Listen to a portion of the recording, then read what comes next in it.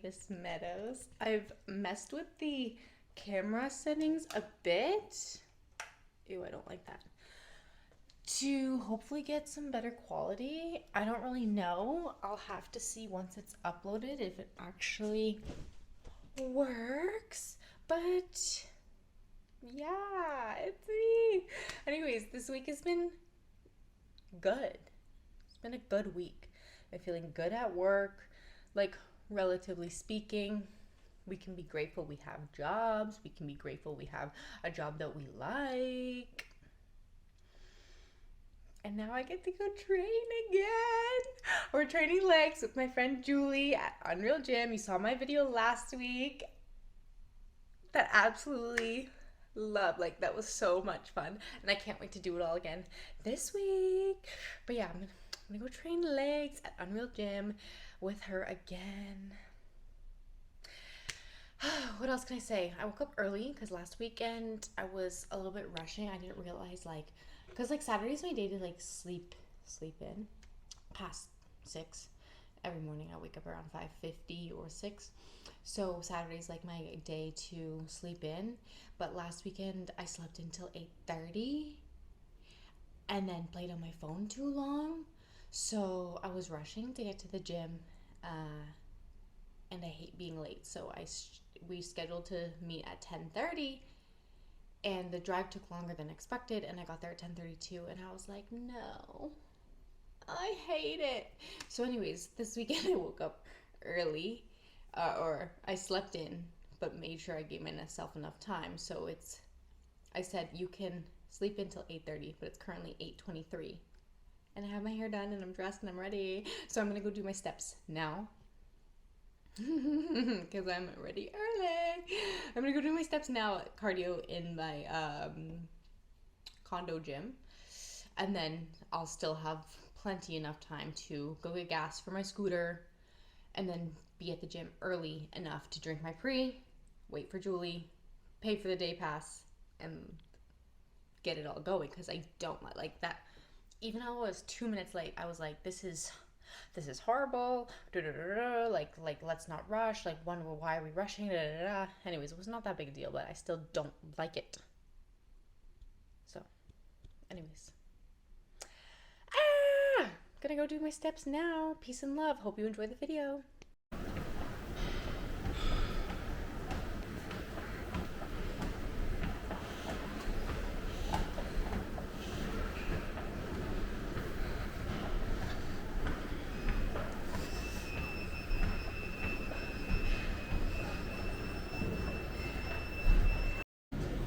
Okay, so it's seriously raining. Like, seriously raining.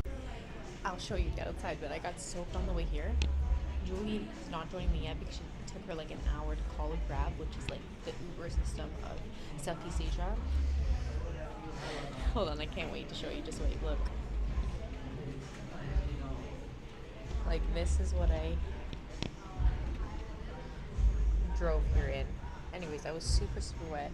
I don't know if it's showing up on camera, but this is like monsoon season at its finest. But anyways, I drove here in that. I got here, and then I tried to dry off my shirt as best I can. My shoes were absolutely soaked. I was wearing the poncho, but the poncho only does so much when you're on a scooter.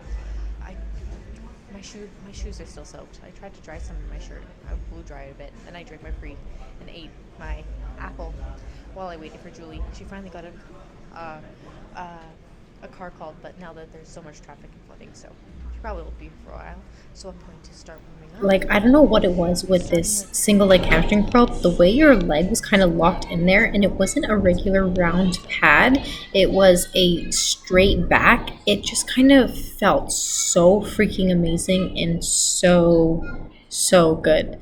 I was obsessed. So when something is working, like you're getting the most pump from it, or if you're really feeling the mind muscle connection, don't stop. Even if you have 3 sets, 4 sets, like if you're really feeling this, like max it out. Why break something, or why fix something or change something when you know it's working, or you can feel that it's working? So I learned this from men's classic physique competitor Logan Franklin. He was on Fuad Abiad's channel talking about podcast and being like talking about training and optimizing his training and how much his training has changed. And one of the things he said was like, if something is working, I'm not going to stop just because in my program it has this many sets. Like if I'm really feeling it, the contraction, I'm going to keep going with that. So with anything, I take everything with a grain of salt, but also I'm so open, willing, and ready to try new training styles, new things, and just switch it up when it comes to training. And also just hear a pro, and not just any pro, a top level pro speak about training. Like, you know, these guys know what they're talking about. You know, like they've gotten to a certain point and up with their bodybuilding journey and their physique, and then that's where I'm trying to go. So I'm going to start listening. I love being able to listen, learn, and just soak up all the information being put out on these podcasts. I've been really deep diving, especially because this week is the week leading up to the Olympia. So there's a lot of content coming out, which is so great, and I'm learning a lot.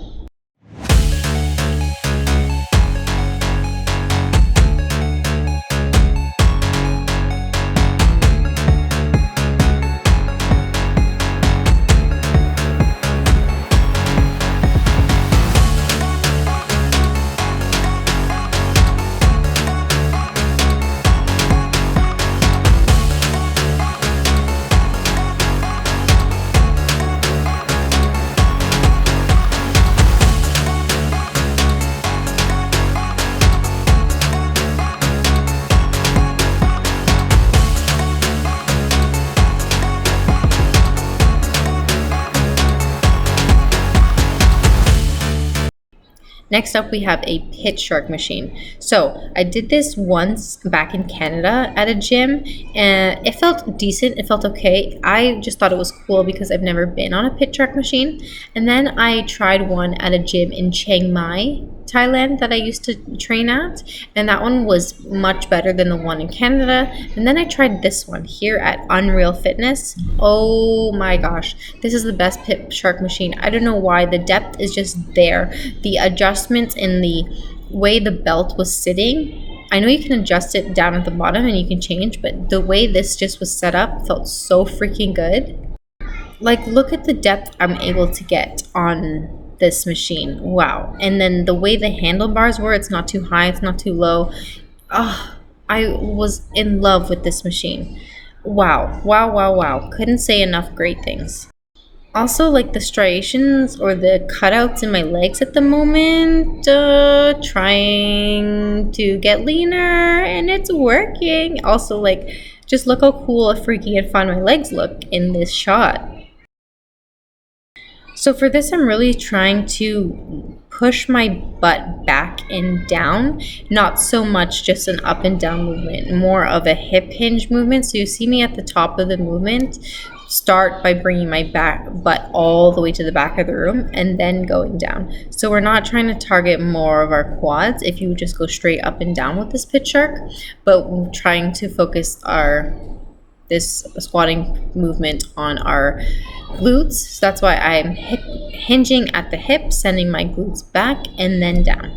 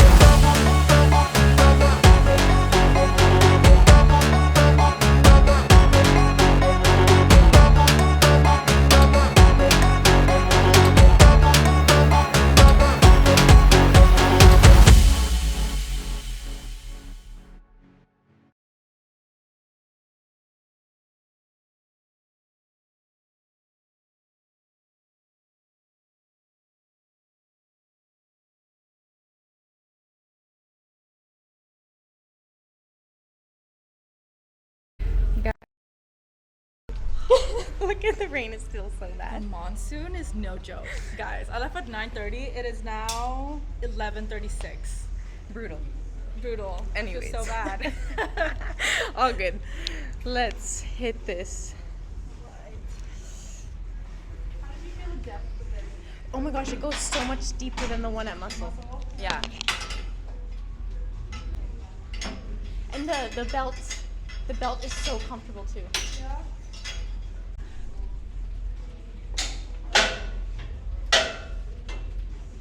Is that how you mark it? Yeah, that's how you rack it. Yeah, yeah. Where did you put your hand? I held here.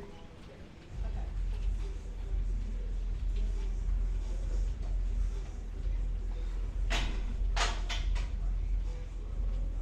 Wow. Right? Wow. Right?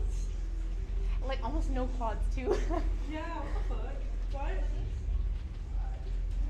It makes muscle seem like the belt squat on muscle seems useless. Yeah. That's crazy. I think this is how it's supposed to be set up. I've seen with the hole in the middle.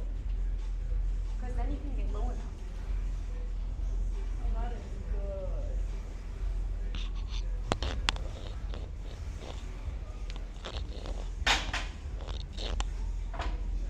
good. Next up, an absolutely tried and true, whether you like them or dislike them, Bulgarian split squats. They're tried and true because they freaking work. Okay? Bulgarians just hit for me every single time. It does take some time to set up the bench behind you, or in this case, the pad thingy. I love this because the bench sometimes offers some stability that you can push off from your hind leg, and we're really not trying to push from our hind leg. When we're doing Bulgarians, we only want to be pushing from our front leg, the working leg. So if your gym has some sort of just bar with a pad on it like this, I recommend using that. But if you are using a bench, try to only just tap your leg on the back of the bench. Like you're hardly pressing on that back leg. All of your energy, all of your force is coming from that front leg.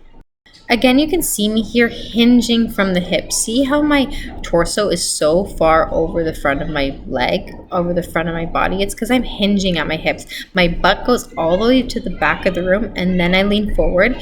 This hip hinge movement is what's going to grow your glutes.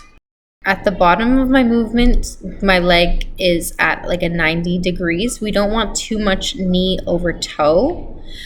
And that's called knee flexion. So when our knee goes over our toes, we're targeting more quads. So you really want to set up in a way where your leg is at a 90 degree at the bottom of your movement. You can definitely take some time at the beginning of setting up for Bulgarians to see your foot position. And here I was actually able to use the lines in the floor of the gym and just be like, okay, my heel needs to be a little bit behind this black line there. And then that's super easy to set up every single time before your set.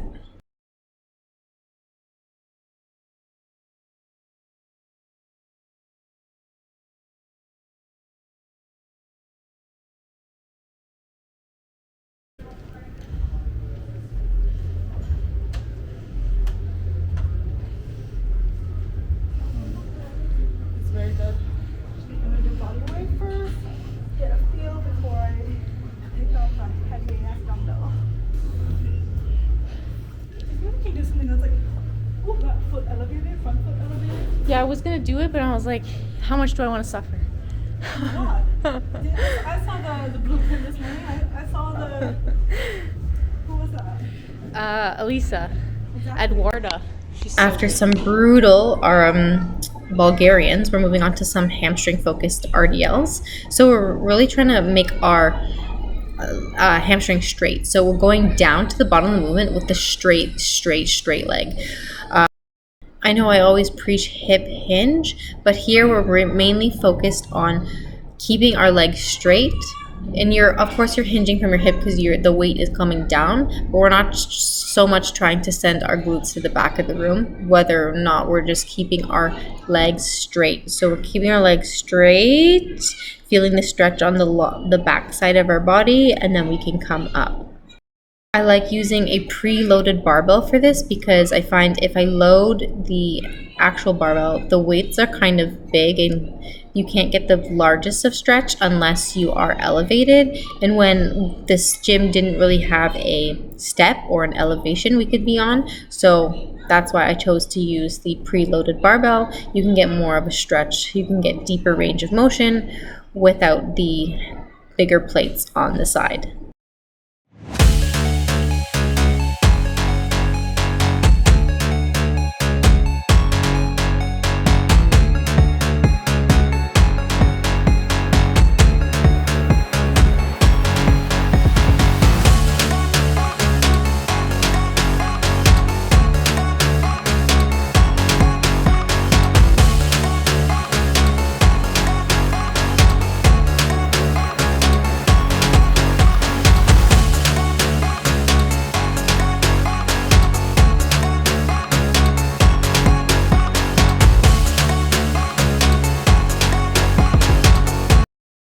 All right, your tried and tested hip thrust. Another hip hinge movement is going to be vital for glute growth. And this machine was feeling it. Like we were toasting our glutes by the end of this. Wow. Both of us can move some serious weight on the hip thrust, but we were moving 2 plates and we were both like, oh my gosh, why does this feel like 4 freaking plates at this time? We were both exhausted. But of course, we get her done, we grunt it out, we grind it out because we're not here to train soft, train mediocre. We're here to train absolutely so hard, and that's what we did.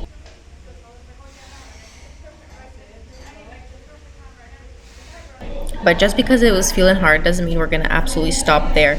I repped it out and finished with a drop set. I dropped 1 plate and then repped it out, kept feeling the burn, feeling the squeeze. And I'm telling you, my glutes were feeling it the day after, if not right in this moment. Like, it hurts.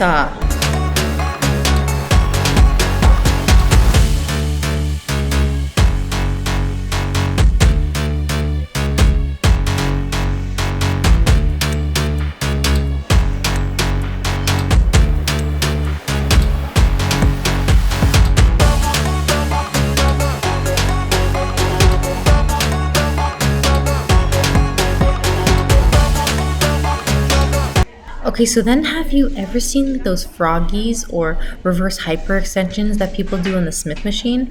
I saw some lady using this single leg like kickback machine at Muscle Factory the other day as a double-legged froggy or double-legged glute kickback. And I was like, oh my gosh, no way. Like, I've only ever seen people do single leg on this and I've only ever done single leg. But let me try it.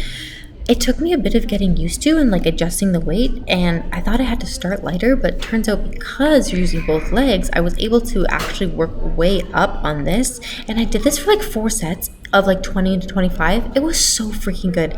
I'm forever doing froggies like this now. Like the setup is so zero. It felt way more comfortable than lying on a bench and using the Smith machine. Was very pleasantly surprised with how well this glute exercise was. And like, look at my freaking glutes are popping from here. Ah, I love it.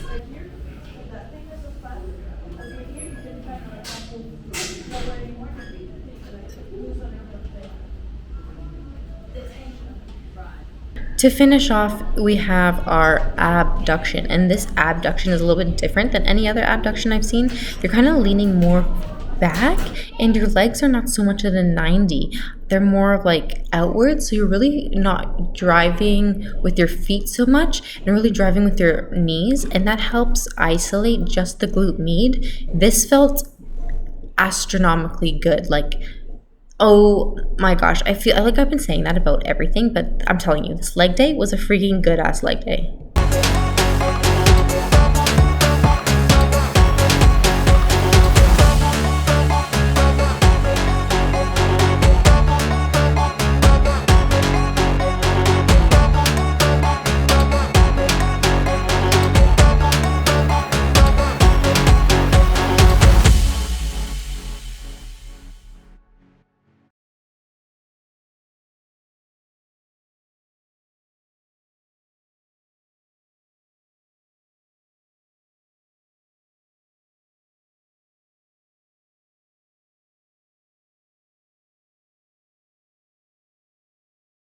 shape. Yeah. And the training facial expressions, you know, like, look at you. Queen! Yes! Vegas is stallion! And your new IPP Wellness Pro. Like, that was that.